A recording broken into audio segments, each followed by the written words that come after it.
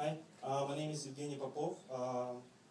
I've been more than 15 years in IT as a developer, architect, lead of development team. Now I run a company. It's Epiphany, based in Washington D.C.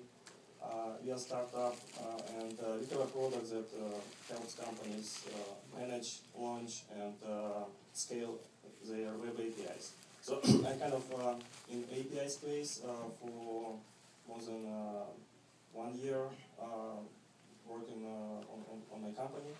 And first problem that we had when we start selling our product was explain exactly in a bar in elevator what is an API, what we are selling, and we ran a contest on Twitter.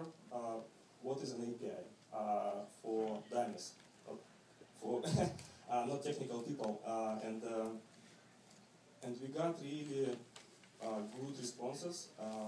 And my favorite way to explain now what is an API, it's if you open your mobile app or mobile device, you have a lot of apps, and each app talk to something on somewhere, and this something somewhere is an API. So every app on your mobile device is connected to an API. That's something. That's how we explain what is an API. And that's my favorite way to explain it. Thank you.